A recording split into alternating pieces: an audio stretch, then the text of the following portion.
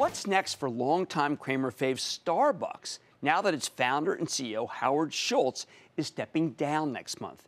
The stock has barely budged so far this year as investors worry about the company's slowing same-store sales.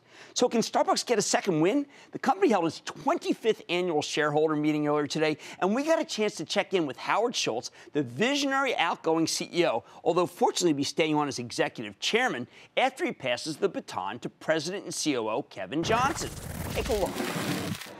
Howard and Kevin, thank you for being with us on your 25th annual meeting. Howard, stunning 18,000% return for shareholders since you IPO'd 25 years ago. Tens of thousands of new jobs created around the world. What can you do for an encore? Well, I think this is just the early days. I mean, what we're going to present today is not only the history of the company, in which we've created $80 billion of market cap in 25 years, but we think these are the early days. And despite the fact that the stock is not up year over year, it's probably been one of our best and strongest years in our history.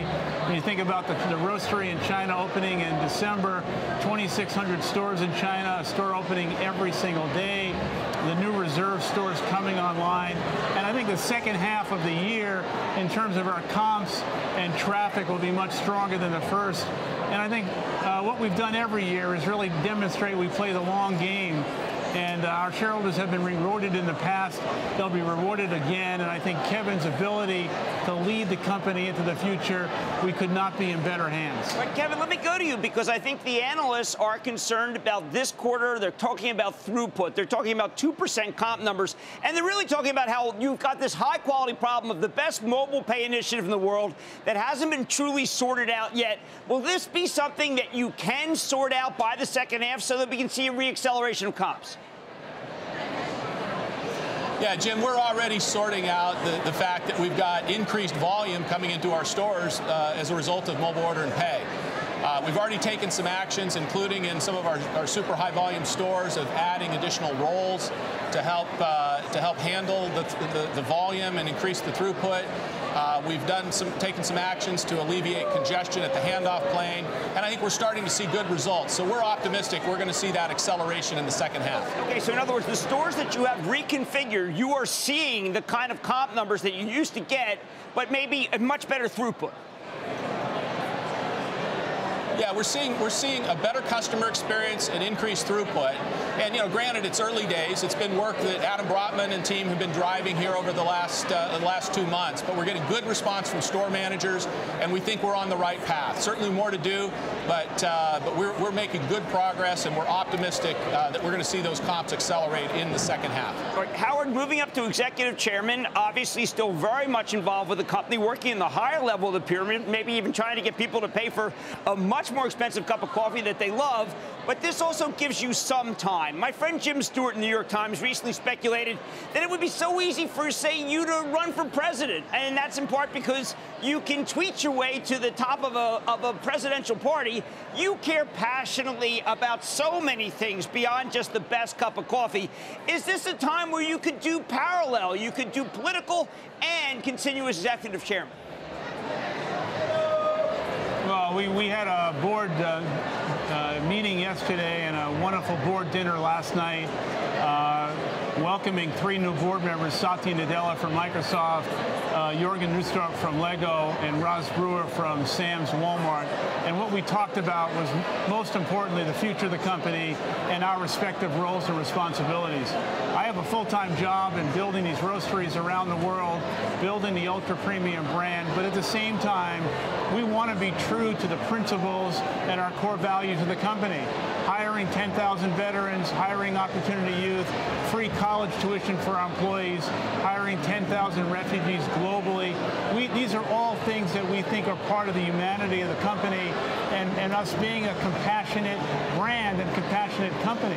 As far as my role and responsibility, I recognize more than any other time I'm here to serve our shareholders and at the same time work with like-minded CEOs and elected officials to try and move the country forward and address the needs of millions of Americans who either are not in work, not in school, and really really facing challenges that require a more compassionate understanding of the people who don't have a voice.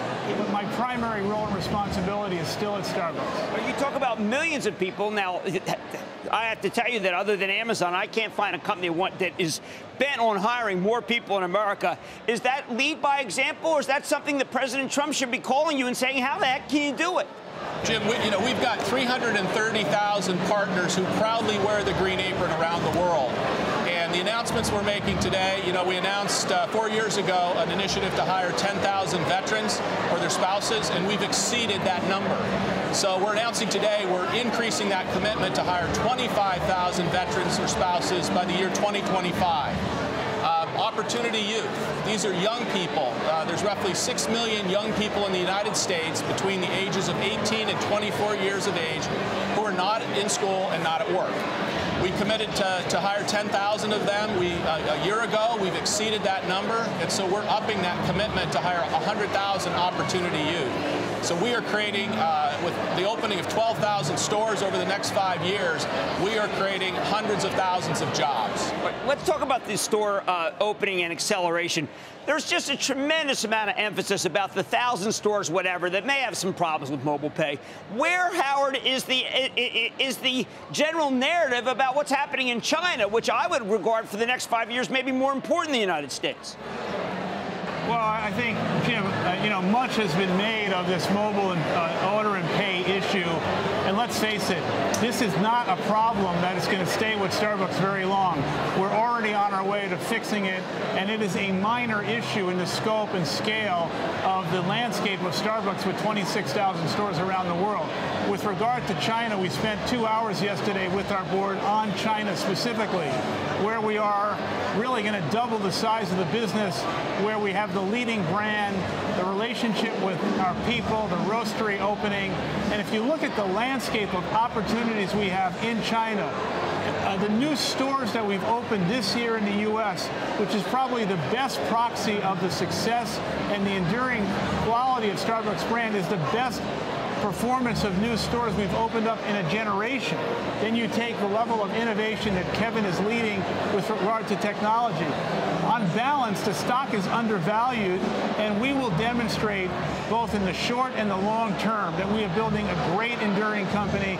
And like the last 25 years in which we've developed $80 billion of market cap, we are going to do that again over time. So I could not be more optimistic, more excited, and more bullish about the opportunities that we have at a time in America where there is great uncertainty politically, where there's a seismic change in consumer behavior. We think we have what it takes to be successful, the sense of community, the sense of place, the emotional connection, and one of the most trusted brands in America. Fortune magazine just named us the 3rd most admired company in the world. You don't get that kind of recognition because you have a mobile order and pay problem. You get that kind of recognition because you have a body of work that stands the test of time, and we are just getting started. All right, Kevin, one last question here.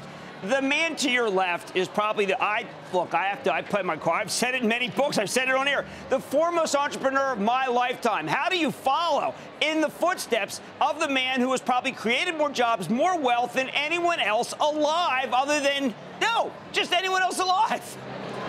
Well, certainly, Jim, I think anyone stepping in this role would acknowledge that they have venti shoes to fill. And my good friend and my partner, Howard, is someone I have the utmost respect for. And, I'd say first and foremost, we have known each other for a long time. We've worked with each other intimately for the last 2 years. We've co-authored this 5-year strategic plan, and he's in the office right next door to me. So that gives me some comfort that, not only do we have the opportunity, but we've got the leadership and a world-class leadership team to take us into the future. All right, and Howard, I just got to ask, because there's a log jam again in Washington. There's gridlock. You are a person who provides health care. You are a person who puts food on the table worldwide. Are you surprised that once again we're stuck? And is it just enough to be a business executive anymore when Washington can't seem to do the job that private companies can do? Well, Jim, I said 2 years ago at this very meeting that the rules of engagement for a public company today were changing. I wasn't clairvoyant, but it's even more so today. we must do more for our people that we serve, the communities, and we have a bigger responsibility. We can't wait for Washington. We provided health insurance and equity in the form of stock options over 25 years ago, way before the Affordable Care Act. The only company in America providing a free 4-year college tuition for our people. All these things, I think, are part and parcel with building the kind of company that has a conscience. And our success as a company, the $80 billion of market value, all of that is steeped in the humanity of Starbucks and balancing profit with a social impact agenda. And I think more and more companies are getting that. And I believe that over time, more and more consumers recognize they want to support companies who have like-minded values of their own. And this is not something that's just U.S. We have been embraced in 75 countries around the world, and our success in China is very emblematic of the fact that the equity of the brand is not only defined by the coffee and the store design, but the relationship we have with our people and the communities we serve. And China is going to be a great example in the future when, in fact, it becomes a bigger business than the U.S. business over time. Well, gentlemen, I want to thank you so much. Thank you, Starbucks Chairman and outgoing CEO Howard Schultz, and current President and COO and soon-to-be CEO Kevin Johnson. Thank you, gentlemen. Booyah! Jim Cramer here from Mad Money. Thanks for watching CNBC on YouTube. Click here to subscribe and get the jump on my exclusives with CEOs, plus market news, investing advice, and a whole lot more.